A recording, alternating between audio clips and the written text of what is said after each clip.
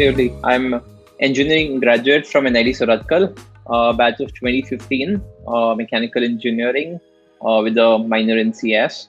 Worked for Goldman Sachs, partially in US and partially in India for around 15 months before really starting Perpule. Started Perpule towards the end of 2016, November to be precise, and have been running Perpule since then.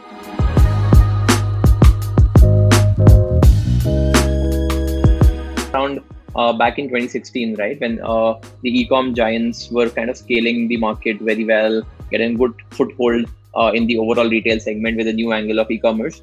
At that point, there was a debate going on that would offline retail really exist, or would they really succumb to kind of the online expansion that's really happening? So that was the real start, and we always felt that offline retail would exist and would only grow as the competition gets more intense.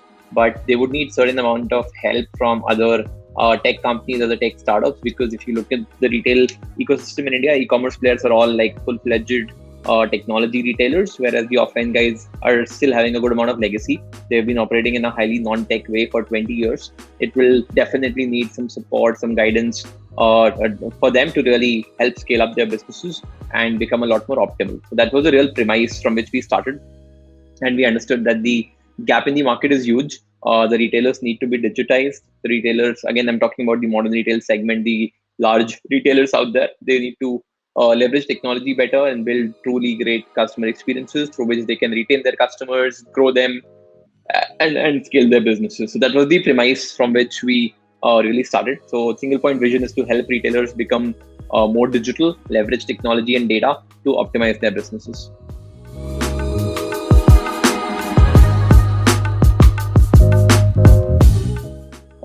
So basically every retailer, right, has, you can say, a good amount of inefficiency in their store because of the legacy technology software that they're using. Again, imagine a Big Bazaar store. I'm sure all of you would have been to one or a equivalent, right, wherever you have been. So all of them have kind of, you can say, homegrown legacy in terms of the software they're using, in terms of the products where their catalog, inventory, and things like that is really sitting. So from that angle, the idea was to kind of build a robust cloud-based POS billing system infrastructure, which can really make sure that a few things which are very critical to a retailer, number one, their catalog, second, their inventory and their sales data, and the overall customer database, all of this becomes a lot more democratized and can really flow back to the head office systems. Again, I'm talking about large scale retailers, most of them at least, the kind of number that we really work with, right? So the idea was to kind of make sure that their data gets decentralized so that intraday decision making can really be made to help optimize their business and take intraday decisions to really scale up and add more, you can say, efficiency to the value. So what we really do is we have an end-to-end cloud-based billing system in which all the critical data of the store, which is primarily the billing data, the catalog, inventory, customer data, etc., is really sitting. And this is the cloud-based real-time infrastructure, which basically helps generate very interesting bunch of reports for the retailers through which they can take intraday decisions, optimize their businesses, and serve their customers in a better way.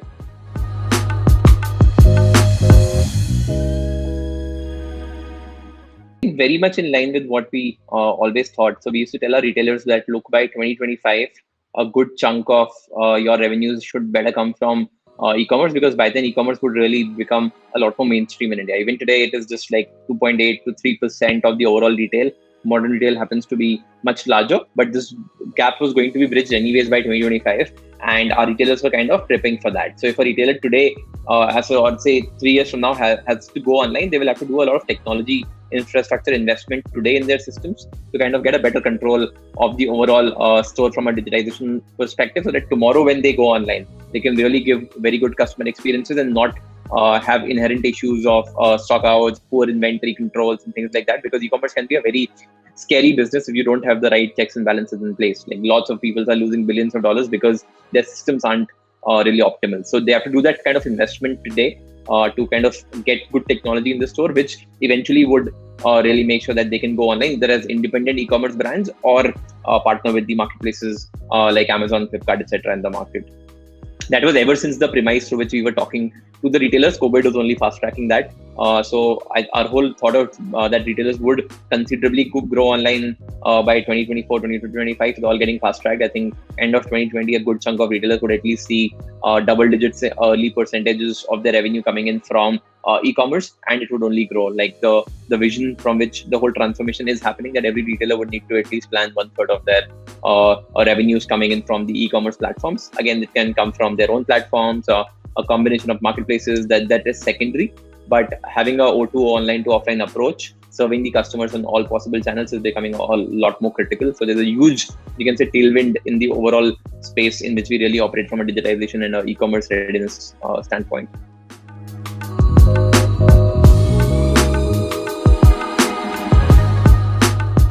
Overnight from just one decision. So I think the kind of education I got in IIT Hyderabad and the kind of seniors, the clubs, the etc. I really did in college motivated me a lot more to consider entrepreneurship as a serious career option. By the end of college, it was quite clear at some point I would surely want to be an entrepreneur. But it's good to get some basic work X so that you get a sense of how corporates or large companies really operate.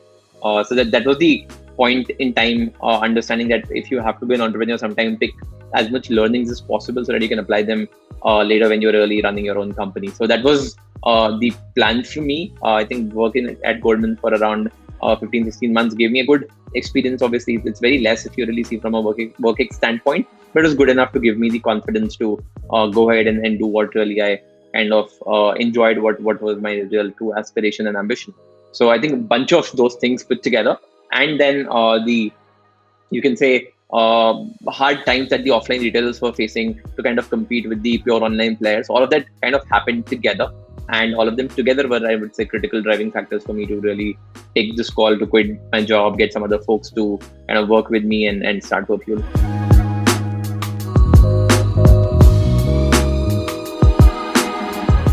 And nobody else can really think of it. You are really mistaken. The country and the market and the folks who are really into this are super smart. And literally, there is no one idea that only one person or one team would have thought through. So people are very, very well aware about the ideas. It's all about the execution to really put them into reality and make sure that the risks that the idea potentially comes with are all mitigated in the right spirit. And there's an validation that the idea can really kind of create value at scale. So proving that out very early is very critical. And then kind of building an enduring business thereon is the second piece, which again is directly linked to execution. So like I said, there's no IP per se to ideas. They're very, you can say, tangential. Anybody can think of them. And every time there is no real unique. There's no one company that would have just thought of one idea and somebody else would have been aware of that. So that's why execution is a lot more critical. There is no real IP in the ideas. More than that, the second point is that when companies start versus what they end up doing 4 years, 5 years, 10 years later, right, is very different. So companies pivot a lot in terms of figuring out how their market is changing, how their customer base is changing, how their business model is changing. And these are calls that you can take only when you are, you can say, an expert of execution. You can't pivot an idea. It's just quite baseless, right? So you can but pivot a company, and great startups have pivoted in history, which has worked very well in their favor. So unless you are really execution driven, focusing a lot on that, it'll be impossible for you to figure out the right pivots which can help build the business a lot more, you can say, enduring.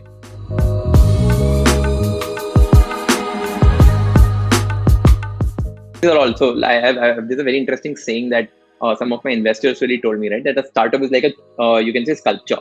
So you have to chisel every single part down. If you leave just one small piece, that will make the whole sculpture look bad. So I really kind of take that very seriously and apply that. So every function of the startup really contributes to the overall growth of Perpule and what we really do here. The kind of teams that we have largely are divided into 6-7 different business units. Like product development is one, linked with engineering, which works very closely with the overall roadmap and the technology development. There's a delivery team which kind of manages the projects for us. There is a, you can say, experiments team which looks into all the other tangential moats that we can really build to secure our business further and kind of look at a long-term growth angle. There is HR, finance, legal, sales obviously is again a very critical function. They're the direct revenue generating guys. So I think a bunch of these 7-8 you can say business units really kind of exist. We have figured out a lot of good bunch of folks who really define what Perpule does. So we have like at least 1 or 2 people leading all of these business units in their own capacities and then scale,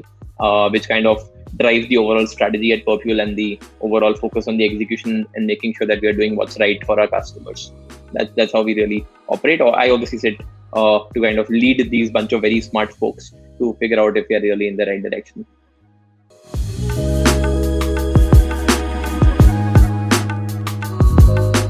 At the origin, it was just three founders, me, Saket, and Yogesh. And then since then, all the other two of them still exist today, doing very core parts of running very critical pieces of Perfume. From three people, we have grown to, I think, 150 plus people team today across a few different cities and countries in the world, basically. I think it's still very early. The ambition is much larger. We would kind of continue focusing on what we are doing and drive value for our retail partners is how we look at our journey more specifically.